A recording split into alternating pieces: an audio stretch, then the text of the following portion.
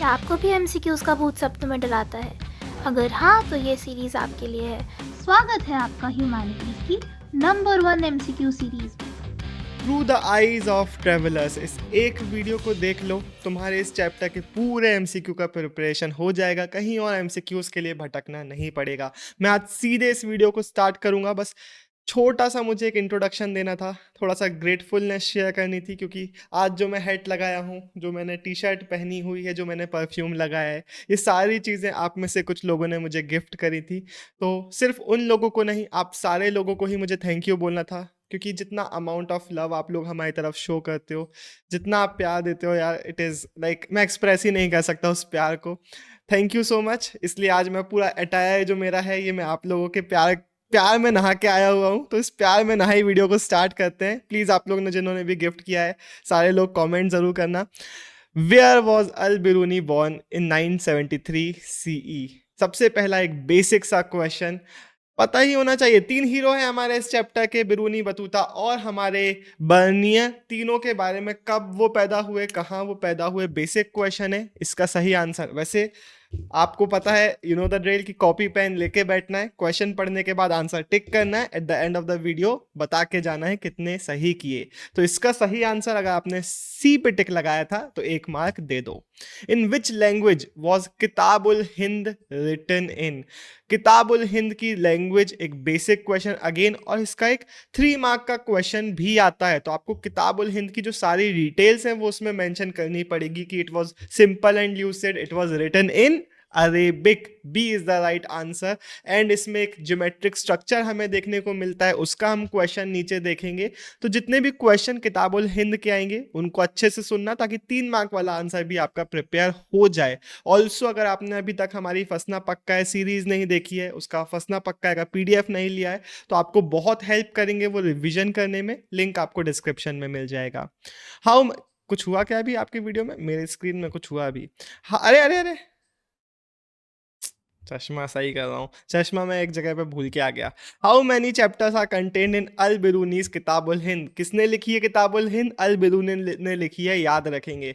उसमें अराउंड हमें 80 चैप्टर्स देखने को मिलते हैं। C is the right answer.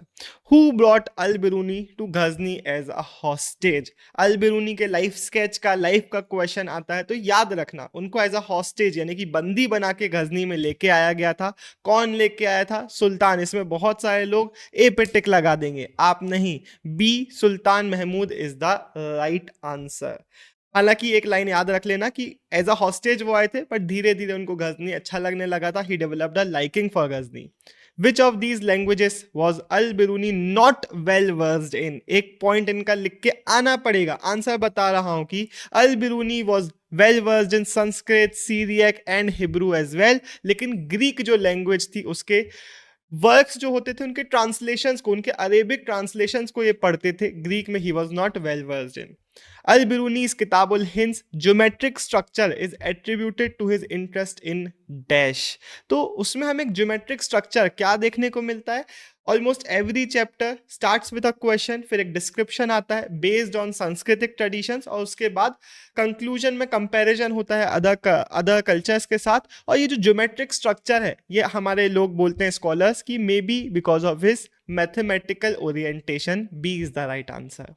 What is metrology? A subject Al Biruni wrote about. तो उनके टेक्स्ट में हमें बहुत सारे सब्जेक्ट्स देखने को मिलते हैं, जिनका अगेन आपको उसी आंसर में मेंशन करके आना पड़ेगा। उसमें से मेट्रोलॉजी का क्वेश्चन आ जाता है एमसीक्यू बन के कि इसका मीनिंग क्या है। तो it is C, the science of measurement. The term Hindu, अब ये वाला एक बॉक्स का क्वेश्चन है, लेकिन मैं हमेशा बोलता हूं जो व्हाइट बॉक्सेस होते हैं वो काफी इंपॉर्टेंट होते हैं। The term Hindu is derived from which of the ancient languages? तो आपको याद रखना है कि जो टर्म हिंदू है ये हमें इनिशियली बी, ओल्ड पर्शियन में देखने को मिलता है। What was the first barrier al-Biruni identified in the understanding of Indian customs? तो उन्होंने मल्टीपल बैरियर्स के बारे में बताया था। अगेन इसका क्वेश्चन आपको हमारी फसना पक्का है में मिलेगा, क्योंकि 3 मार्क में ये क्वेश्चन भी आता है। और फर्स्ट बैरियर उन्होंने बताया था बी, लैंग्वेज। संस्कृत हो सकता है ऑप्शन में संस्कृत वगैरह ऐसा कुछ ऑप्शन आ जाए कि संस्कृत वॉज डिफिकल्ट, तो याद रखना कि संस्कृत को उन्होंने बोला था कि ये काफ़ी डिफिकल्ट भी है, प्लस इसको ट्रांसलेट करना अरेबिक वगैरह में ईजी नहीं है। On whose works did Biruni almost exclusively depend for his information on Indian text?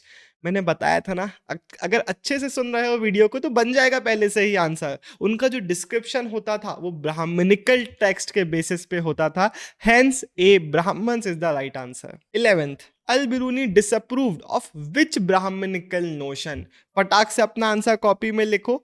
उन्होंने क्या बोला था कि जो नोशन ऑफ पॉल्यूशन है it is against the laws of nature. ये लाइन लिख के आना। इनका कहना था कि भाई ये जो इम्प्योरिटी वाला कॉन्सेप्ट है ये एकदम गड़बड़ है अकॉर्डिंग टू बिरूनी। अब अगेन इससे रिलेटेड ही एक ऑप्शन है, और ऐसे क्वेश्चन से अच्छी चीज ये है ना कि आपको 3 मार्क वाले जो क्वेश्चन हैं, बड़े जो लॉन्ग आंसर्स हैं, वो भी प्रिपेयर होते चले जाएंगे, क्योंकि जब आप इसका आंसर करोगे ऊपर वाले के लॉन्ग आंसर फॉर्मेट का, तो वहां पे आपको ये एग्जाम्पल लिखना पड़ेगा कि उन्होंने बोला कि जो सी का वाटर होता है, इसको आंसर बता रहा हूं, जो उसका सॉल्ट है वो पल्यूट होने से बचाता है। अगला नीचे हम एक और इसी से रिलेटेड क्वेश्चन देखेंगे तो एक और पॉइंट आपको मिलेगा। In the Varna system described by Al-Biruni, who was created from the head of Brahman? हो सकता है आपको डाउट आ जाए कि तो पिछले चैप्टर का क्वेश्चन था, इस चैप्टर में क्यों आ रहा है? क्योंकि इस चैप्टर में भी बॉक्स में ये बताया गया है। इसमें क्या बताया था? बेसिकली वही ब्राह्मणिकल अंडरस्टैंडिंग से ये अंडरस्टैंडिंग इंडिया की ले रहे थे, तो इन्होंने भी वही चीज़ ब्राह्मण्स वाली रिपीट करी कि हेड ऑफ द ब्राह्मण से ब्राह्मण्स हमारी जो कैटेगरी है वो बनी है। In which group was literally defined as born outside the system? तो अब ऐसा क्वेश्चन भी आ सकता है कि बॉर्न आउटसाइड द सिस्टम इनमें से किसको बुलाया जाता है? तो जो अंत्यजा की कैटेगरी है उन लोगों को बोला जाता है कि they are not from the system, ये आउटसाइड द सिस्टम बॉर्न वाले लोग हैं। और इनके साथ ऑप्शन में कैटेगरी का नाम नहीं पूछा जा रहा है, वो तो उसमें ही बता दिया ब्रैकेट्स के बीच में कैटेगरी का नाम। आपको ऑप्शंस में उनका वो रोल बताया गया है जो सोसाइटी में वो प्ले किया करते थे। तो वो क्या प्रीस्ट होते थे? नहीं, obviously priest were with in the system, top of the order. Foreign merchants भी नहीं, नाइट्स भी नहीं। दीज वर द पीपल जिनके इनएक्सपेंसिव लेबर को तो सोसाइटी में यूज किया जाता था, लेकिन अंत्यजा कैटेगरी के लोगों को सोसाइटी से बाहर रखा जाता था। Where was Battuta from? अब एक मेन कैरेक्टर से हम जा रहे हैं दूसरे मेन कैरेक्टर के ऊपर। तो अब पहला वाला था ख्वारिज़म से, दूसरा वाला है तंजिया मोरक्को से। पहले वाले ने जो बुक लिखी थी उसका नाम क्या था? किताबुल हिंद। दूसरे वाली की बुक का नाम क्या है? इब्न बतूता की बुक का नाम है बी रिहिला। ठीक है, तीसरे वाली की बुक का नाम आगे हम देखेंगे। Ibn Battuta's family was known for the expertise in which field? तो इनकी जो फैमिली थी वो एक वेल एजुकेटेड फैमिली थी, इनको भी अच्छी एजुकेशन मिली थी, एंड इनकी फैमिली वॉज नोन, सी बेटा पीछे जाओ, आगे क्यों जा रहे हो, इस्लामिक रिलीजियस लॉ या फिर शरिया भी ऑप्शन में आ सकता है। In which century did Battuta visit the Indian subcontinent? तो पहले वाले ने कब विजिट किया था? 11th सेंचुरी में। दूसरे वाले ने कब विजिट किया था? तीसरे वाले ने 17th में, दूसरे वाले ने बी 14th में, 18th का 14th। When did Battuta reach Sindh? अभी एक इंपॉर्टेंट डेट है और आपको याद करनी पड़ेगी। He set off for India in 1332-33 and reach Sindh in 1333। एक इजी सी डेट है, ऐसी डेट्स यूजुअली बहुत आराम से याद हो जाती हैं। Which sultan of Delhi appointed Battuta as a qazi? काजी का मतलब अगर आता है तो टिक लगा देना, जज। और इनको अपॉइंट किया था हमारे सी मोहम्मद बिन तुगलक ने एज काजी। 1342 में बतूता के साथ हुआ क्या था? इसके पहले बतूता के साथ हुआ ये था कि बतूता को जेल में डाल दिया गया था, लेकिन जब इनकी सुल्तान साहब के साथ प्रॉब्लम सॉर्ट आउट हुई तो 1342, डेट याद रखना, 42 में ही was order to proceed to some place as an envoy, as a messenger उनको भेजा गया था। एंड वो कौन सी जगह थी? वो थी ए चाइना। हाँ जी शायद रॉन्ग नंबर लग गया है जी। How long did Batuta stay in Maldives as a Qazi? अब Batuta was an inveterate traveler, ये भी आप याद रखेंगे, बहुत सारी जगह गए थे, एंड मालदीव्स में उन्होंने एज काजी सर्व किया था। कितने दिनों के लिए? तो इसका सही आंसर है 18 months के लिए। 23, whose account is Batuta's often compared to regarding travels in China and India? अब होता ये है ना कि एक और ऐसा बंदा था जो चाइना एंड इंडिया विजिट किया था, उनके टेक्स्ट को बतूता के टेक्स्ट से कंपेयर किया जाता है, एंड वो बंदा है बी मार्को पोलो, याद रखिएगा। According to Battuta how many days did it take from take to travel from Multan to Delhi. अब ऐसे कुछ क्वेश्चंस है ना जो आपको अच्छे से रटने पड़ेंगे। क्यों? क्योंकि इनको एग्जाम्पल्स में लिख के आना पड़ेगा। अगर बाय चांस क्वेश्चन आता है कि ट्रेवल कितना डिफिकल्ट था, हजार्डस था, एक्सप्लेन करो, तो ये एग्जाम्पल्स हैं जो आप लिखोगे। ये वाला एग्जाम्पल हो गया, ये वाला एग्जाम्पल हो गया। तो 24th का सही आंसर क्या है हमारा बी, 40 डेज। और अगर क्वेश्चन पूछता है सिंध टू दिल्ली में कितना टाइम लगता है, नहीं पूछता है तो आप लिख के आएंगे, अगर आपका क्वेश्चन इससे आता है तो, कि सिंध टू दिल्ली जाने में 50 डेज का टाइम लगता है। अगर कभी कंफ्यूजन भी हो जाए तो याद ऐसे तुक्का लगाने के लिए क्या कर सकते हो कि सबसे पहले तो ये जो लॉन्ग डिस्टेंसेस हैं उसमें आप क्लियर रख सकते हो कि जो छोटे छोटे आंसर्स हैं वो तो एलिमिनेट ही आपने कर दिए। दोनों में आप 10 डेज बहुत ईजिली एलिमिनेट कर सकते हो, 30 और 25 डेज एलिमिनेट कर सकते हो। तो अगर तुक्का भी लगाना पड़े तो ऐसा नहीं कि चारों में तुक्का लगा रहे हो, 40-50 में तुक्का लगा के आना, ठीक है। Which two plants fruits struck Ibn Battuta as peculiar and unusual. Box का क्वेश्चन है लेकिन सीयूईटी में आ सकता है, इवन ये तो बोर्ड में भी आ सकता है क्योंकि एक बेसिक क्वेश्चन है। इन्होंने कौन से उसके बारे में डिस्क्रिप्शन दिया था, इन्होंने कोकोनट एंड, आई गेस सबसे ही बन गया होगा, ये तो सबसे ही बना होगा ये आंसर, कोकोनट एंड पान के बारे में डिस्क्रिप्शन अपने टेक्स्ट में दिया हुआ था। What did Battuta describe as the largest city in India.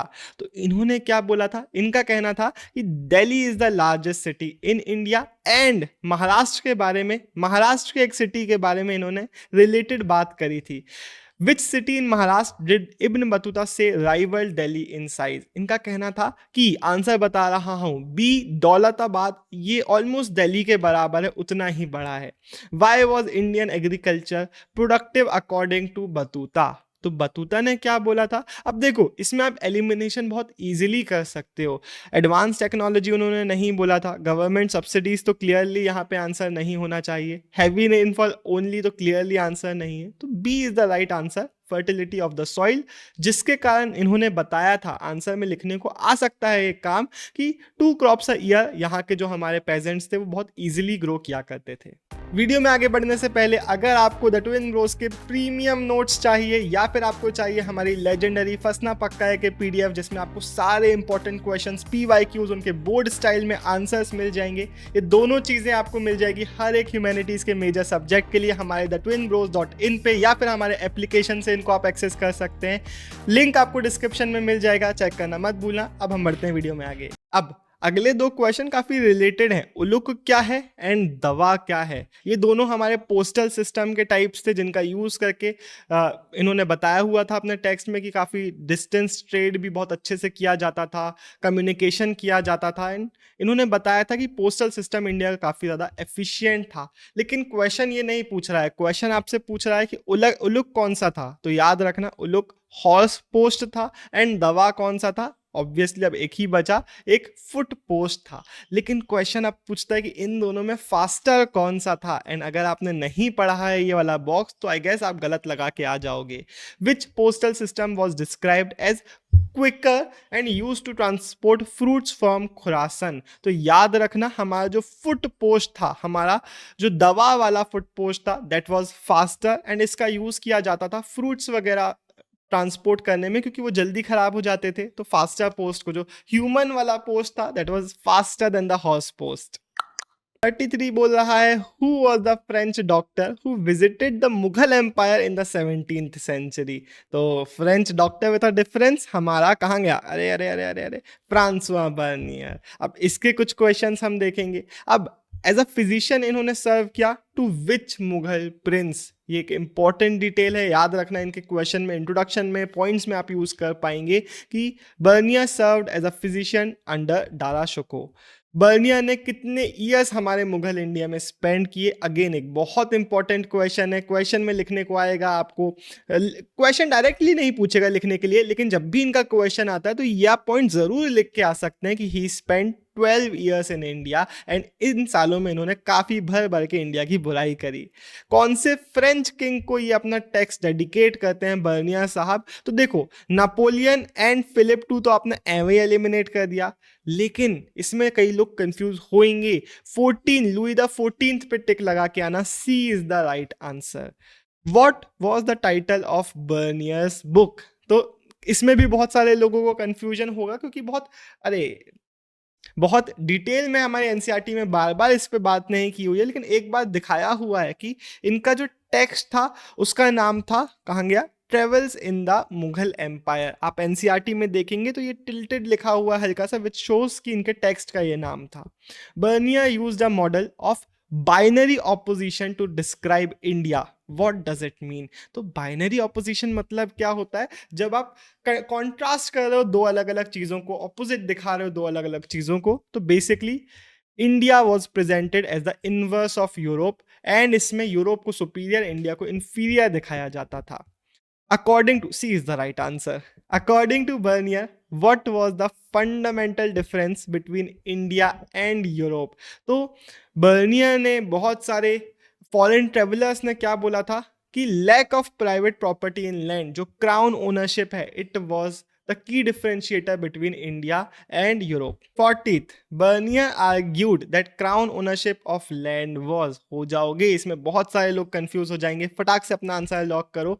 Bernier का कहना ये था, हालांकि ये वाला इजी है, आगे इससे रिलेटेड कुछ और क्वेश्चन हमने डाले हुए हैं, वहां पे आप देखोगे कि ऑप्शंस कंफ्यूजिंग है। इसमें तो आप इजीली एलिमिनेट कर पा चुके होगे कि harmful for both state and it's people. 41st, who developed the idea of Oriental despotism based on Bernier's account? इसका भी क्वेश्चन 3 मार्क के लिए आता है, जिसमें सिर्फ ये अकेला नहीं पूछता है, कार्ल मार्क्स वाला भी पूछता है। लेकिन पहले ओरिएंटल डिस्पोटिज्म किसका था? बी, मॉन्टेस्क्यू का था। और कार्ल मार्क्स का कौन सा टेक्स्ट था? कार्ल मार्क्स का था हमारा एशियाटिक मोड ऑफ प्रोडक्शन। इसमें कंफ्यूज बिल्कुल भी नहीं होना है। Bernier described Mughal cities as camp towns. What did he mean? तो उनका कहना यह था कि कैंप टाउन्स हैं, आपके जो टाउन्स हैं, वो सिर्फ इस बेसिस पे चल रहे हैं कि राजा आपको पैसा दे रहे हैं डेवलपमेंट के लिए, राजा आपको प्रोवाइड कर रहे हैं, इसलिए आप चल पा रहे हो, आपका खुद का कोई वाइबल फाउंडेशन नहीं है, बेस नहीं है, ये कहना था बर्नियर का। हालांकि ये काफी गलत कहना था। तो कैंप टाउन्स का मतलब क्या है? आंसर में भी आता है, they depended on for survival on the imperial court. जहां पे राजा का कोर्ट लगता था वहां पे बन जाते थे टाउन्स, जैसे ही वो हटता था इन टाउन्स का पूरा रुइनेशन हो जाता था। What percentage of Indian population, एक बेसिक पॉइंट है जो आंसर्स में लिख के आ पाओगे कि 17th सेंचुरी में, आंसर बता रहा हूं कि इंडिया की 15% जो पॉपुलेशन थी, it lived in towns, which was higher than the European number. In Western India, what were merchant communities called? तो एक अब बेसिक क्वेश्चन है, इसी से रिलेटेड एक और क्वेश्चन हम नीचे देखेंगे। तो मर्चेंट कम्युनिटीज के लिए हमें बी, महाजन्स टर्म देखने को मिलता है। अब इन मर्चेंट कम्युनिटी का जो चीफ होता था, जो रिप्रेजेंट करता था in big cities like Ahmedabad, उसको क्या बुलाते थे? तो he was called D Nagar Sheth. Batuta noted that the Sultan of Delhi kept spies in the houses of nobles who were these spies. तो एक थोड़ा सा ट्रिकी क्वेश्चन है, बॉक्स एक क्वेश्चन है। तो जो स्पाइज होते थे ये यूजुअली स्लेव्स या फिर फीमेल स्कैवेंजर्स होते थे, जो कभी कभी साफ सफाई वगैरह करने के लिए नोबल्स के उसमें जाते थे एंड इंफॉर्मेशन चुगली वुगली लेके राजा जी के लिए आया करते थे। Why did Batuta purchase horses, camels and slaves इन सिंध? एक बेसिक क्वेश्चन है एंड एग्जाम्पल में आपको इसको लिख के आना पड़ेगा अपने क्वेश्चन में। याद रखना कि इन्होंने खरीदा था सुल्तान मोहम्मद बिन तुगलक को गिफ्ट करने के लिए हॉर्सेस, कैमल्स और स्लेव्स, लिख के आना इस आंसर में। एंड इसलिए ये जो चैप्टर है ना, इसमें आपको हमारे जो प्रीमियम नोट्स हैं वो बहुत हेल्प करेंगे, क्योंकि ऐसी चीज़ों को आपको रिवाइज करना पड़ता है बार बार। तो description again check it out. Which practice did Bernier describe in detail as a marker of difference between East and West? तो बर्नियर का एक पूरा बॉक्स हमने देखा था, उससे और भी क्वेश्चन हम नीचे देखेंगे। इन्होंने सती के बारे में अपना पूरा डिस्क्रिप्शन दिया हुआ था। At which location did Bernier see a 12-year-old child सती? याद रखना ये डिफिकल्ट क्वेश्चन है। आई एम प्रीटी श्योर बहुत सारे लोगों से ये नहीं बन रहा होगा, but starting of the paragraph में ही बताया हुआ है कि लड़की लाहौर दी थी जिसको 12 साल की उम्र में फोर्स कर दिया गया था जलने के लिए। Who was Abdul Razzaq Samarqandi? बहुत बेसिक क्वेश्चन, इस चैप्टर से भी इसका क्वेश्चन आएगा। चैप्टर नंबर आगे वाले से भी एक और चैप्टर है, उससे हमारा कौन सा वाला, विजयनगर वाला, उससे भी एक क्वेश्चन आएगा। तो याद रखना ये एक डिप्लोमेट, अब डिप्लोमेट के लिए कोई भी टर्म आए, डिप्लोमेट आ सकता है, इन्वॉय आ सकता है, एक ट्रेवलर आ सकता है, कुछ भी आ सकता है, फ्रॉम हेरात। ठीक है, तो A is the right answer. Which French traveller visited India at least 6 times and was a jeweller. अब बहुत सारे डिस्क्रिप्शन दिया हुआ है क्वेश्चन में, ये सारा डिस्क्रिप्शन याद रखना, नाम याद रख लो। ए जॉन बाप्टिस्ट तवर्नियर, ये एक जूलर भी था। फ्रेंचमैन तो नाम से समझ में आ रहा है कि फ्रेंचमैन था, and he visited India at least 62 बोला था, एटलीस्ट 6 times, ठीक है। तो 52 का A is the right answer. Which Italian doctor, अब इटालियन नाम भी समझ में आ रहा है, came to India and never return to Europe. ये थोड़ी थोड़ी सी जो डिटेल्स है ना, ये याद रखना काम आती हैं। तो तवर्निया के बारे में थोड़ी सी डिटेल याद रख ली। अब यहाँ पे हम डिटेल याद रखेंगे हमारे मनुच्ची की, कि भाई ये कौन था, एक इटालियन था, एक डॉक्टर था, एंड इंडिया आ गया, फिर कभी भी वापस यूरोप नहीं गया। 54th अगेन उसी वाइट बॉक्स से क्वेश्चन पूछ रहा है, अल हिंद क्या था। यहाँ पे वैसे आप काफी इजीली एलिमिनेशन का यूज कर सकते हो। It was the Arab name for the region east of Indus, जो हमारे रीजन के लिए टर्म यूज किया जाता था। Battuta compare the distance from, again तीसरा एग्जांपल हम देख रहे हैं, Daulatabad to Delhi to what. तो यहाँ पे आपको डेज बताए हुए हैं कि दौलताबाद से दिल्ली जाने में कितना टाइम लगता था, तो इसको आपको लिख के आना पड़ेगा। कि अब देखो यहाँ पे एलिमिनेशन इजी है, 100 तो याद है नहीं बताया था, 10 और 5 भी नहीं बताया था, 40 is the right answer, B का 55 का B. Which of the following describes Biruni's itinerary in India. Itinerary मतलब होता है कहाँ कहाँ आपने ट्रेवल किया, उसको पाथ को हम आइटनरी बुलाते हैं। तो वॉज इट वेल डॉक्यूमेंटेड, नहीं। हमारी एनसीईआरटी ने क्या बताया था इसके बारे में कि इट वॉज नॉट क्लियर, हमें एग्जैक्टली नहीं पता है कहाँ कहाँ वो गए थे, but clearly he went to north India and Punjab, इन रीजन्स में उन्होंने काफी एक्सटेंसिवली ट्रेवल किया था। What was the third barrier Al Biruni ने जो मेंशन किया था, तो अल बिरूनी ने बोला था कि जो लोग हैं, they are very easy question है इसलिए जल्दी बता रहा हूँ, self absorbed and insular, and hence इनसे कनेक्ट करने में उतना, कल्चर एक्सचेंज करने में उतना इंटरेस्टेड नहीं थे।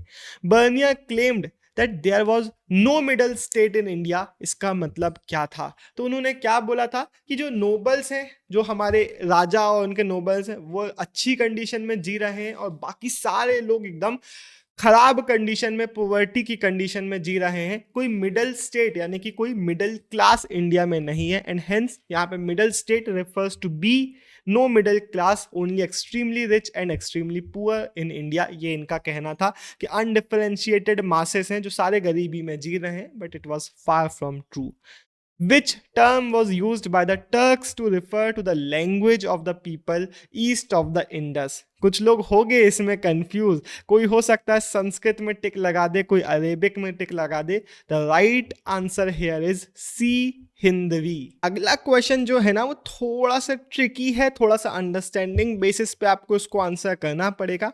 Why did Biruni learn Sanskrit. अब ऐसा तो कोई क्लियर आंसर आपको शायद लगे कि यार हमें तो समझ में नहीं आ रहा है, लेकिन यहाँ पे एलिमिनेशन आप करके देखो, क्या वो प्रीस्ट बनने के लिए आया था, नहीं, ऐसा तो कुछ नहीं सुना। तो ट्रेड बेटर, ऐसा भी सही नहीं लग रहा है। He was forced by the sultan, ऐसा कुछ होता तो हम पढ़ते ना एनसीईआरटी में, नहीं, ये भी सही नहीं लग रहा है।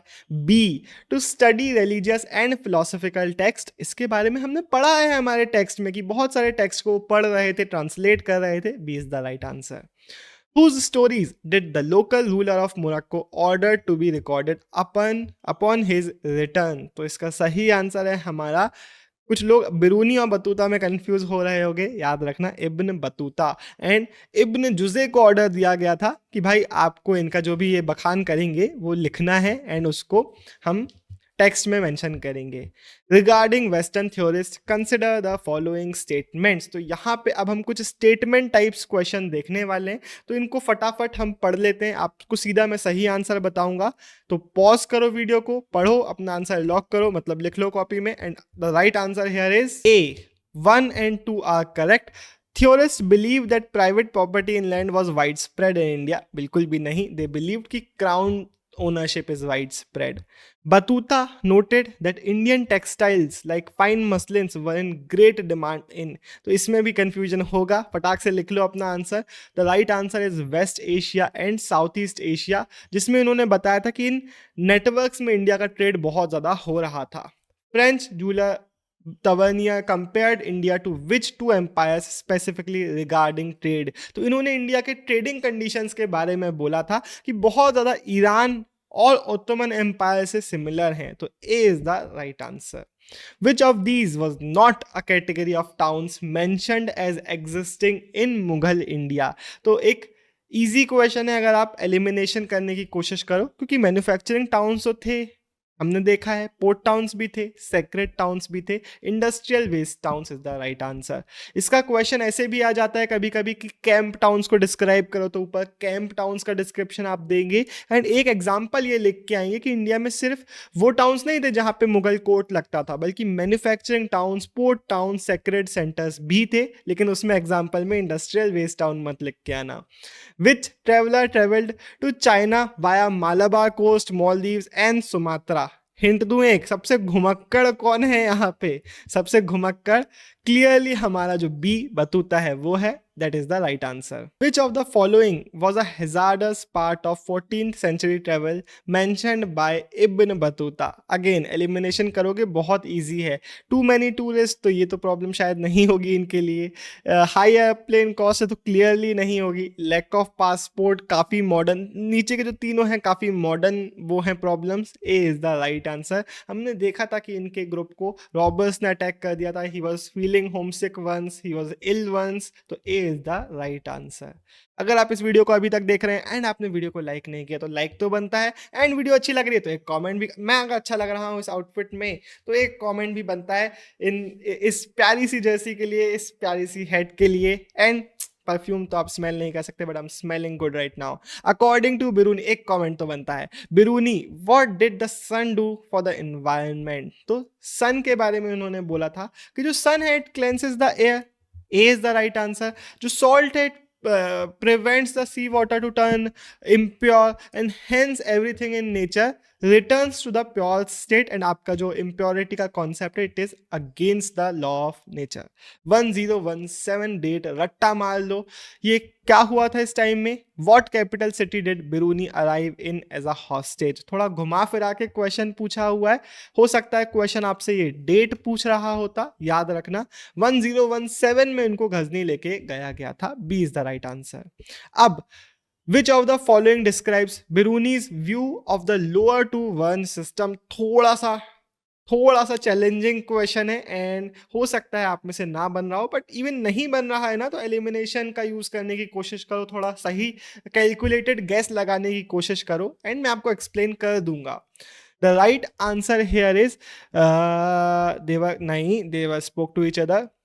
They lived together in the same towns and villages. अब यहाँ पे बात की जा रही है वर्ण सिस्टम की, तो इन्होंने अपने टेक्स्ट में बताया कि इवन दो ब्राह्मण ने 4 कैटेगरी डिफाइन करी हैं, हमारे ब्राह्मण, क्षत्रिय, वैश्य और शूद्राज, लेकिन उन्होंने बताया कि जो लास्ट 2 कैटेगरीज है इनमें से कोई खास डिफरेंस देखने को नहीं मिल रहा है. ये सेम विलेजेस में रह रहे हैं, सेम, इवन दो अलग अलग इनके ऑक्यूपेशंस बताए गए हैं, इवन दो इनको बताया गया है कि बहुत डिफरेंस है इन लोगों में, बट ग्राउंड रियलिटी इन्होंने अपने टेक्स्ट में दी कि काफ़ी स्पेस को शेयर भी ये लोग कर रहे हैं. तो ये ब्लू बॉक्स में हमें बताया हुआ था.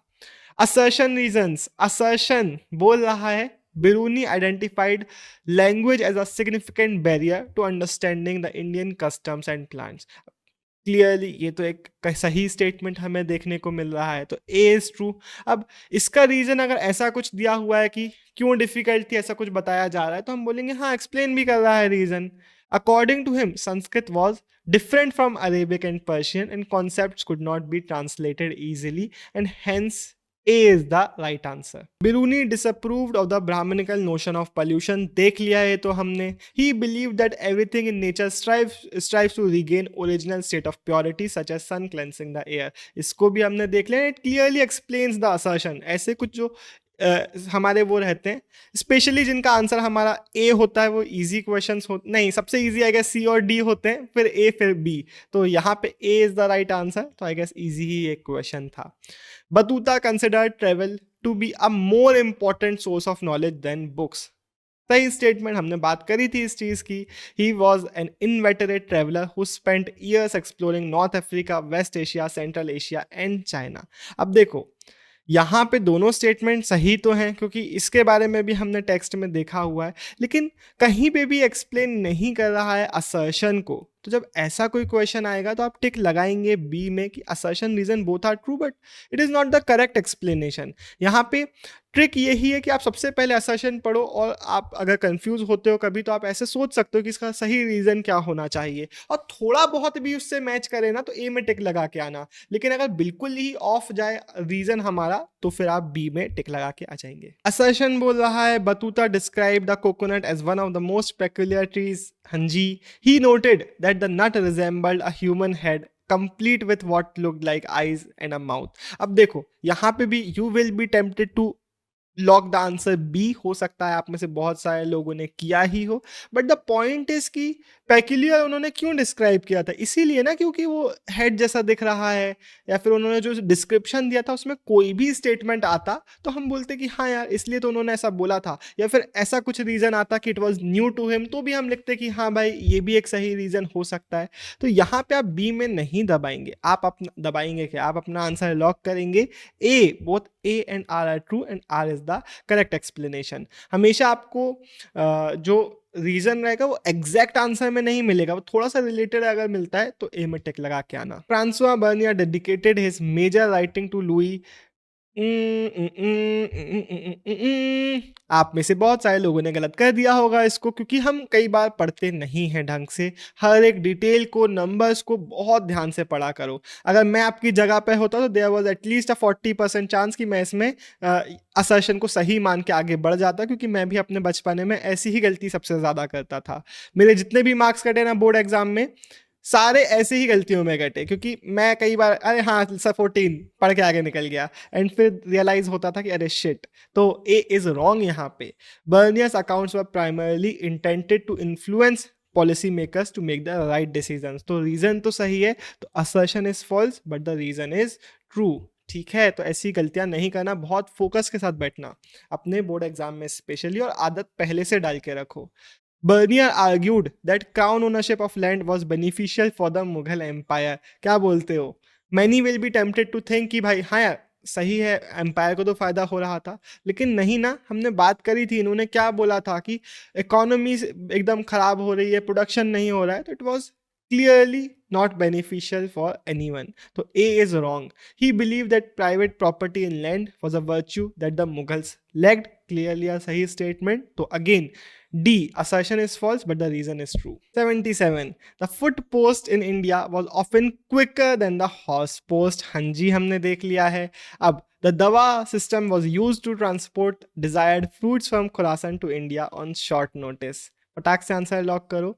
The right answer here will be A. दोनों सही हैं and it is the right explanation. अब क्वेश्चन बोल रहा है it was faster and reason में उसी का रीजन दिया हुआ है कि हाँ it was faster and hence it was used for quick transportation. तो यहाँ पे कंफ्यूजन नहीं लेके आना है, थोड़ा बहुत भी ऐसा रिलेटेबल लगे तो ए में टिक लगा के आना है। Assertion, Bernier asserted that there was no middle state in India. Yes sir, he perceived Indian society as consisting of undifferentiated masses of poor people ruled by a tiny rich minority. Clearly a right statement and hence A, both assertion and reason are true and reason is the correct explanation. 79. Al-Biruni's Kitab al-Hind followed a remarkably geometric and precise structure. हाँ जी हाँ जी हाँ जी।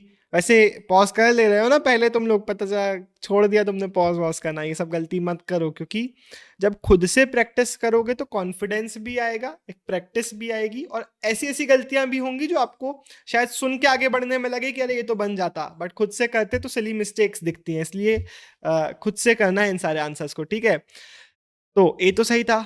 Present day scholars argue this structure owed much to Biruni's strong mathematical orientation. अब तो ये बहुत एक basic question था, I guess ज्यादातर लोगों ने ए में ही टिक लगाया होगा, A is the right answer. Battuta found Indian agriculture to be productive. हाँ जी, हमने देखा। अब रीजन में वही रीजन जो हमने पहले भी डिस्कस किया था एमसीक्यू में, the extreme fertility of the soil allowed farmers to cultivate 2 crops a year. Again A is the right answer. Bernier described Mughal cities as camp towns. Hanji, A is correct.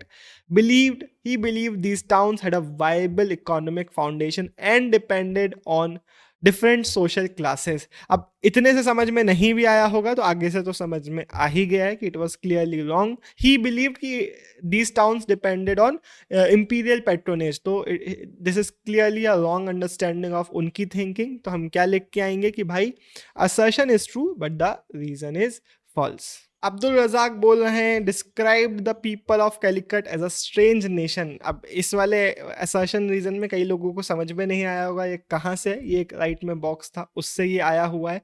तो ऐसे question आ जाते हैं, specially CUET में तो आते ही आते हैं। तो प्लीज इसको अच्छे से सुनो। अब्दुल रजाक समरकंदी ने डिस्क्राइब किया था हमारे कैलिकट को एज अ स्ट्रेंज नेशन। अब इतना भी अगर याद, इतना भी सुन लिया है तो आगे एटलीस्ट खुद से तुक्का लगाने की कोशिश आप वीडियो को पॉज करके कर सकते हो। मैं सीधे एक्सप्लेन करूंगा। He was a diplomat from Herat who had never imagined people like those he encountered in the port of Calicut। यही हुआ था जब उन्होंने एकदम अलग लोग देखे जैसे वो एक्सपेक्ट नहीं कर रहे थे। तो he was shocked and he called it a strange nation and hence both A and R are true and R is the correct explanation, is the right answer. Marx developed the concept of Oriental despotism. Marx argued that pre-colonial Indian village communities were stagnant and egalitarian with surplus appropriated by the state। लगा दिया होगा तुम में से कुछ महान लोगों ने ए में आंसर, बट मार्क्स ने नहीं। ओरिएंटल डिस्पोटिज्म तो मॉन्टेस्क्यू ने दिया था, मार्क्स ने तो अपना अलग वाला दिया था, एशियाटिक मोड ऑफ प्रोडक्शन। तो यहाँ पे क्या लगा के आओगे, A is false but R is true, क्योंकि एशियाटिक मोड ऑफ प्रोडक्शन में मार्क्स ने यही चीज बताई थी। तो आर तो सही है बट ए स्टेटमेंट ही गड़बड़ था, तो A is false. Slavery was a common practice in the 14th century Indian subcontinent। हाँ हमने देखा था। Battuta purchased slaves as presents as gifts to the Sultan and provincial governors। A is the right answer। Biruni depended almost exclusively on the works of Brahmins for his information on Indian society। हाँ जी। He frequently cited, अब ये देखो confusing हो सकता है but एकदम सही reason बताया हुआ है। कैसे हमें पता चला ये ब्राह्मण्स के उसको यूज कर रहे थे, क्योंकि वेद और पुराण और भगवत गीता के एग्जाम्पल्स देते थे and hence both are true and it is the correct explanation. Dutch traveller Pelsaert, अब हो सकता है कुछ लोगों को याद ना हो, याद रखना ये एक डच ट्रेवलर थे एंड ये इंडिया की पॉवर्टी को देख के he was very shocked. And इसका रीजन उन्होंने क्या बताया था, इन्होंने बताया था कि भाई यहाँ के जो रूलर्स है वो पूरा हड़प लेते हैं। तो क्या ऐसा ही कुछ लिखा हुआ है। He noted that so much was wrung from the peasant मतलब उनसे छीन लिया जाता था, that they barely had enough to eat। एकदम सही, hence both are correct and it is the correct explanation। Travelers' accounts often provide a more attentive view of everyday life than indigenous records। एक ऐसा question है जो बिना chapter पढ़े भी आप अपनी थिंकिंग बेसिस पे आंसर कर सकते हो, क्योंकि ट्रेवलर्स जो होते हैं वो बेसिक चीज़ों के बारे में भी बता देते हैं। Travelers come from different cultural environment, find routine local matters to be remarkable and unusual. तो एकदम सही एक्सप्लेनेशन भी है, वही चीज़ जो मैंने पहले एक्सप्लेन करी थी वही यहाँ पे लिखा हुआ है, hence A is the right answer. Bernier believed that Indian artists had no incentive to improve their quality of work। याद रखना इस स्टेटमेंट को, बर्नियर ने यही बोला था कि इंडियन आर्टिस्ट से सब कुछ छीन लिया जाता है, उनके पास कोई इंसेंटिव नहीं है। He claimed all that profit were appropriated by the state, leading to the general decline in manufactures।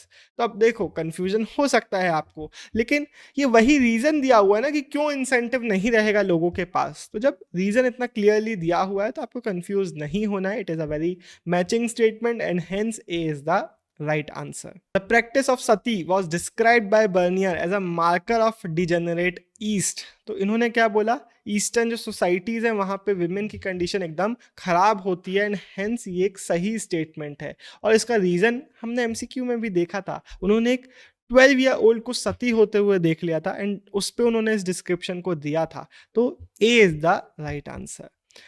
There are practically no surviving travel accounts written by women from this period। तो assertion सही है, हमने अभी तक कोई women की बात नहीं करी, इस पूरे चैप्टर में हमने बात नहीं करी क्योंकि हमें नहीं मिलते इस टाइम पीरियड के विमेन के टेक्स्ट। रीजन क्या बोल रहा है, women did not travel during the 10th to 17th century. अब बहुत ट्रिकी क्वेश्चन है, बहुत सारे लोग ने इसको गलत किया होगा बट ये एकदम गड़बड़ स्टेटमेंट है। क्यों, क्योंकि विमेन के बारे में हमें ये पता है कि दे यूज टू ट्रेवल, लेकिन उनके टेक्स्ट हमें नहीं मिलते हैं। तो A is true but R is false. अब ये इमेज देखो, इमेजेस आ जाती हैं सिर्फ सीयूईटी में नहीं, ऐसी इमेजेस बोर्ड में भी आ जाती हैं एंड पूछ रही है ये इमेज कि बताओ इसमें क्या दिखाया जा रहा है। एंड डिफिकल्ट होगा अगर आपने इमेजेस को कभी भी देखा नहीं है तो। मैं अपनी एक्सप्लेनेशन वीडियोस में हमेशा इमेजेस दिखाता हूँ और उसका जो कैप्शन होता है वो बता देता हूँ कि इसमें क्या हो रहा है, ताकि आपसे ये सब बने। इस इमेज में क्या हो रहा है, इस इमेज में जो हमारे रॉबर्स हैं वो ट्रेवलर्स को अटैक कर रहे हैं। B is the right answer. हालांकि थोड़ा बहुत तो तुक्का भी लगा सकते हो, ये तो देखने को नहीं मिल रहा था, ये भी देखने को नहीं मिल रहा था, ये शायद लग सकता है इसको देख के, मतलब क्यों ही लगेगा, तुक्का लगा के आप रॉबर्स अटैकिंग। हालांकि तुक्का इसमें लगाना थोड़ा डिफिकल्ट भी था क्योंकि कुछ भी लग नहीं रहा था, but still B is the right answer. 92nd image पूछ रही है, displays a gold spoon studded with emeralds and rubies, this object is used in the source as an example of the dexterity of which group. अब ये आपको पता है कि कौन सा चैप्टर पढ़ रहे हो, तो नहीं भी देखा था तो आप करके आ सकते हो, लेकिन जब एग्जाम में आएगा तो आपको नहीं पता होगी, ज़रूरी नहीं आपको समझ में आए। तो याद रखना ये एक इमेज थी इस ट्रेवलर्स वाले चैप्टर से, एंड ये जो इमेज थी ये इंडिया की जो मुगल आर्टिस्ट से उन लोगों ने स्पून को बनाया था उसकी ये इमेज है, जिसमें हमें रूबीज और एमराल्ड जड़े हुए देखने को मिल रहे हैं। It is a very beautiful gold spoon. तो बी में टिक लगा के आ जाना। अगला एक और थोड़ा सा डिफिकल्ट इमेज, इसमें कौन है यही क्वेश्चन पूछ रहा है। फटाक से आंसर अपना लॉक करो। The right answer here is B, सुलोन। हालांकि ऑप्शंस इतने इजी थे, एलिमिनेशन से आप काफ़ी इजीली कर सकते थे, लेकिन इसमें आपको ऑप्शंस इजी नहीं मिलेंगे। इसमें पूछ रहा है कि it shows a specific weaving pattern adopted in coastal production centres, what is the name of this pattern. ये एनसीईआरटी के इस इमेज के नीचे कैप्शन में सीधा सामने ही मेंशन किया गया था कि कौन सा पैटर्न स्टाइल है, तो याद रखना इट इज द बी, एकात पैटर्न स्टाइल। अब अगला आपसे पूछ रहा है, it shows a sculpted panel depicting travellers using various modes of transport. हो सकता है यही एमसीक्यू के ऑप्शन में बन के आ जाता। From which historical site this panel recovered, तो कहाँ से इसको रिकवर किया हुआ था, तो ये वाला जो हमने रिकवर किया था it was from B, Mathura. अब हम बढ़ रहे हैं हमारे स्टेटमेंट टाइप्स क्वेश्चन पे, जहाँ पे यू नो इट कि आपको क्या करना है, आपको पॉज करके पढ़ना है, मैं आपको सही आंसर बताऊंगा। 96th में हमारा जो ए है that is the right answer. ये दोनों आप, अगर आपका गलत आंसर जाता है ना तो फटाक से एक बार और पढ़ लेना, और 1 और 2 को बस पढ़ना, क्योंकि 3rd is the wrong statement. हमारे साहब जो थे ही was not master of Greek, वो ग्रीक के तो ट्रांसलेशंस पढ़ रहे थे, तो 3 इज क्लियरली रॉन्ग। 1 और 2 को आप रिवाइज कर सकते हैं। किताबुल हिंद के स्टेटमेंट्स दिए हुए हैं। It was written in Arabic and divided into 80 chapters. हाँ जी, each chapter follows a geometric structure, almost every chapter used to follow, तो हाँ जी। The book was primarily intended for the people of southern India, ऐसा कुछ नहीं है। यहाँ पे लिखा होता for the people living in frontiers of the Indian subcontinent, हम बोलते हैं हाँ जी सही है, लेकिन यहाँ पे सदर्न इंडिया लिखा हुआ है तो हम बोलेंगे नहीं। बी, 1 और 2 only is the right answer. The sons first barrier was language, हाँ जी पूरा पढ़ना, ठीक है। The second barrier was similarity between Indian and Islamic religious practices, ये तो थोड़ा सा गड़बड़ स्टेटमेंट लग रहा है। The third barrier was the insularity and hence हमारा यहाँ पे पूछ रहा है कि which of the following statements about the Biruni identified barriers, तो यहाँ पे हमारे जो 1 और 3 है it is the right answer. मैंने चेक इसलिए ही किया एक बार क्वेश्चन, क्योंकि क्वेश्चन अगर नॉट पूछ रहा होता कि कौन सा नहीं है तो आपको बी में लगा के आना, तो आपको हाँ B2 में लगाना होता, लेकिन है कौन सा है वो पूछ रहा था। तो कौन से करेक्ट है, हमारे 1 और 3 are correct. Consider the following statement again. अब फटाक से आप इसको पॉज करो, आप इसको पढ़ो, मैं आपको in 3, 2, 1 the right answer here is 1 और 3 ओनली आर करेक्ट। जो सेकेंड स्टेटमेंट है, he believe that books are more important, हमने एमसीक्यू में देख लिया था, it is not the correct answer. Regarding Batuta's stay in India, consider the following statement. तो फटाक से एक बार आखिरी कुछ हमारे क्वेश्चंस बचे, सीधे मैं आपको आंसर्स दूंगा यहाँ पे, क्योंकि सारे स्टेटमेंट टाइप्स क्वेश्चन है। तो 100 का जो हमारा सही आंसर है दैट इज A, 1 और 2 ओनली। जो थर्ड वाला है हमारा, he was never restored to service is wrong। 1342 he was restored to imperial service, और कहाँ भेजा गया था, he was sent to China। Again कुछ statement types questions, the right answer here is D, 1, 2 and 3 all of them are correct। तो अगर गलत था आपका आंसर तो तीनों को रिवाइज कर लो, they are correct। 102 थोड़ा सा ट्रिकी क्वेश्चन है, फटाक से अपना आंसर लॉक करो। एंड इसमें जो सेकंड स्टेटमेंट है ना, ये गड़बड़ स्टेटमेंट है। तो 1 and 3 ओनली कहाँ है? B is the right statement. गड़बड़ क्यों है? Paan tree produces a fruit, नहीं, फ्रूट को कंपेयर नहीं किया था, उन्होंने बोला था कि पान की जो पत्तियां होती हैं वो कंज्यूम की जाती हैं, उसका फ्रूट के बारे में तो बात नहीं थी। तो ये आप याद रखेंगे।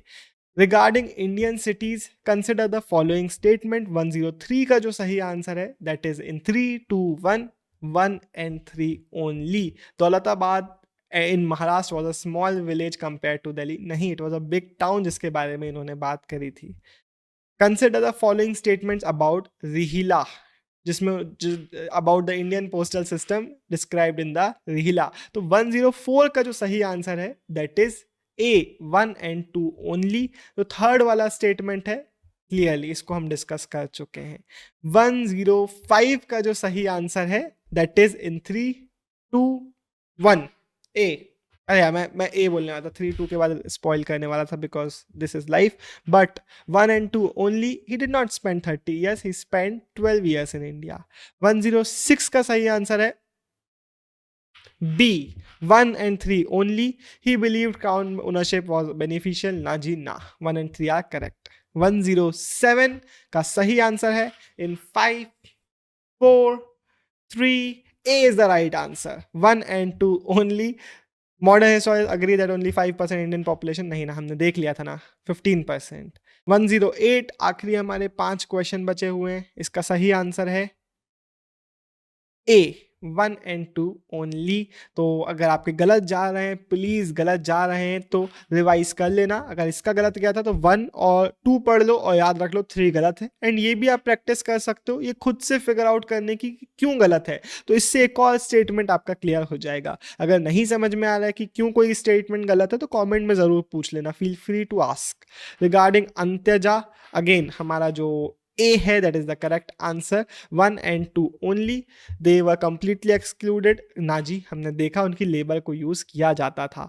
110 का जो सही आंसर है that is in 3, 2, 1 B, 1 and 2 only. The prices of slaves was extremely high and only Sultan could afford them is a wrong statement. सुल्तान के जो slaves होते थे वो थोड़े क्रेजी होते थे, लेकिन जो नॉर्मल slaves होते थे वो मार्केट में, स्पेशली विमेन slaves मार्केट में सस्ती बिका करती थी उस टाइम पीरियड में। Consider the following statement. आखिरी 2 क्वेश्चन बचे हैं, वीडियो को लाइक नहीं किया तो अब तो कर ही दो। एंड 111 का जो सही आंसर है that is 1 and 2 only. Third statement, all women embrace that cheerfully and were never forced, is a wrong statement. 12 साल की बच्ची को फोर्स किया गया था while she was weeping bitterly. 112, consider the following statement about other European travellers. तो इसका भी जो हमारा लीक कर दिया मैंने भी बोल के, क्योंकि इसका भी जो हमारा सही आंसर है that is A, 1 and 2 only. The Dutch traveller Pelsaert was impressed by high living standards of the peasants, clearly not. 1 and 2 are correct. इसी के साथ हमारी वीडियो खत्म होती है। अब बताओ कमेंट में कितने आपके आंसर सही गए। एंड मैं आपको अपनी टी शर्ट दिखाता हूँ, बहुत प्यारी है, पीछे से बहुत प्यारी है ये टी शर्ट, दिख रही है? वही चीज सामने बनी हुई है। Bye bye. मेरी दोनों सेल्फ हेल्प बुक आपको Amazon, फ्लिपकार्ट पे मिल जाएंगी। डिकोडिंग ह्यूमैनिटीज सिर्फ और सिर्फ ह्यूमैनिटीज वाले बच्चों के लिए। Everything boils down to awareness, हर एक उसके लिए जो लाइफ में ग्रो करना चाहता है। डिस्क्रिप्शन में दोनों बुक्स के सैंपल पीडीएफ्स मिल जाएंगे। पहले सैंपल पीडीएफ को पढ़िए, पेजेस पढ़ के अगर मजा आए तो फिर आप ऑर्डर कर सकते हैं।